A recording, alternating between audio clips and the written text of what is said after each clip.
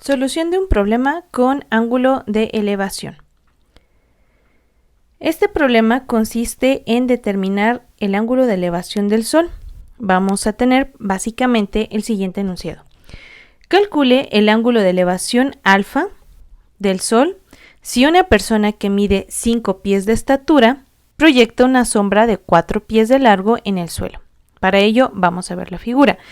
Este problema y la imagen fueron obtenidos de este libro que tienes en la parte de acá abajo. Si gustas más problemas de este tipo, puedes consultar también este material bibliográfico que es muy bueno. Muy bien, vamos entonces a analizar cuáles son los elementos contenidos en el enunciado del problema y cómo los podemos ver justamente en el dibujo, que en este caso pues ya tenemos la imagen afortunadamente. Se nos pide calcular el ángulo de elevación.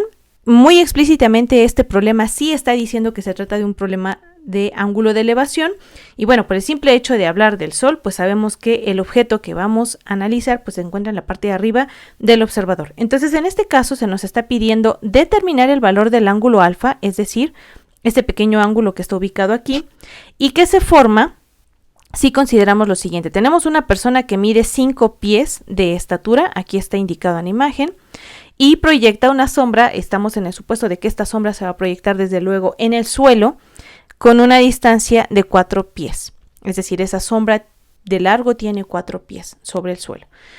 Bien, entonces este ángulo, si nosotros lo analizamos dependiendo los elementos que estábamos considerando, supongamos que la observación se está haciendo desde este punto, entonces la horizontal la formaría básicamente la sombra con la visual que va a estar dirigida hacia el Sol. Entonces de ahí que este sea el ángulo alfa de elevación.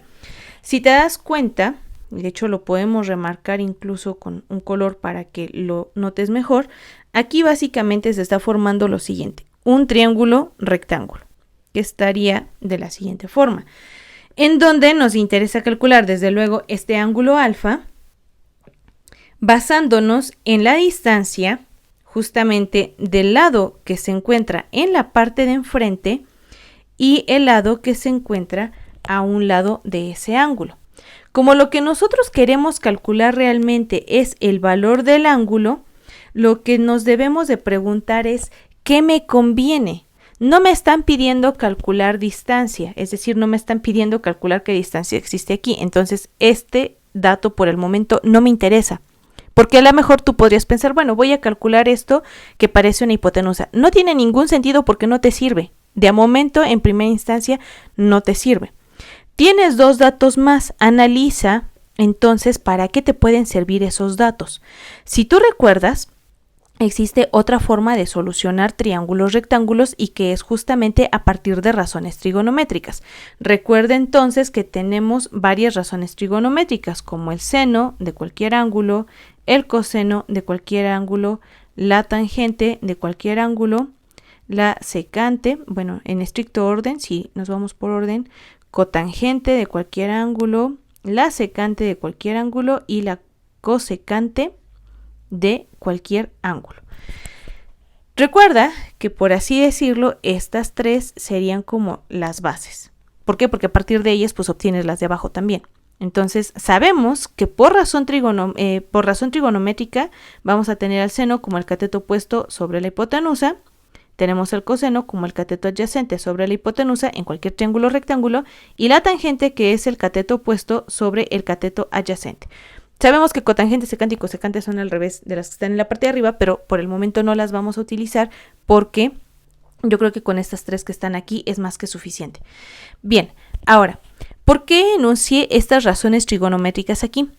Porque involucran dos cosas que a nosotros nos interesa. El primero, conocemos el valor de los lados, ¿sí? Tenemos, por ejemplo, cateto opuesto y cateto adyacente. Conocemos el valor del cateto opuesto y conocemos el valor del cateto adyacente. Y lo que nosotros queremos calcular es un ángulo. Entonces, por eso, cualquiera de estas de aquí nos sirve. Ahora, ¿puedes usar seno? Sí, pero para ello tendrías que hacer un procedimiento extra porque hay que calcular la hipotenusa. La misma situación con el coseno. No te estoy diciendo que no sea correcto usar seno o coseno. Te estoy diciendo que te va a tomar un paso más porque necesitarías, o procedimiento de más porque necesitarías primero aplicar teorema de Pitágoras para calcular el valor de la hipotenusa. Puedes ahorrarte eso si analizas nuevamente los elementos que tienes en el triángulo y simple y sencillamente ocupas la razón que mejor se adapte a los datos que contienes, que en este caso es la tangente. ¿Por qué? Porque al ángulo alfa le conoces el cateto opuesto y le conoces el cateto adyacente. Entonces con eso ya es más que suficiente para que puedas usar de forma directa a la tangente.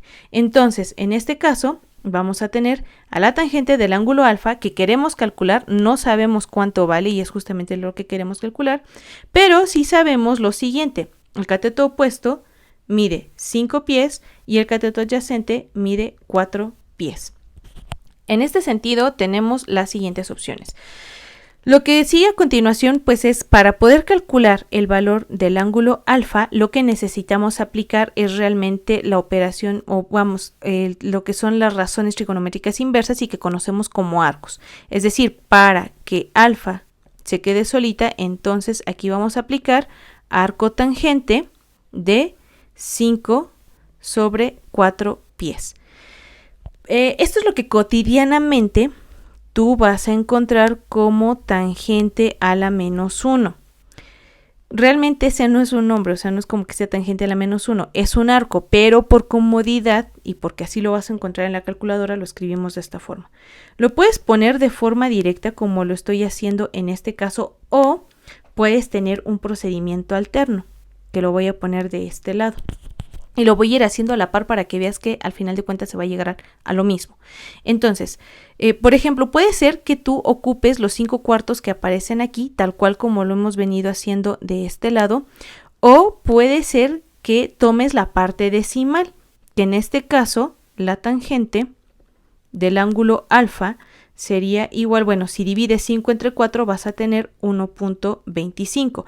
En este caso tienes un número que es racional, es decir, un número cuya extensión decimal pues va a ser finita y no va a ser periódica, es decir, ya va a estar aquí. Pero también pudieras encontrarte con un número que también sea racional, pero de otro tipo, es decir, que aquí la extensión decimal sea infinita y bueno, pues que pueda ser periódica. Entonces, en este caso, yo te sugiero que si vas a ocupar razones trigonométricas, dejes algo como esto para que obtengas, pues vamos, no como para que obtengas, sino para que evites la pérdida de decimales.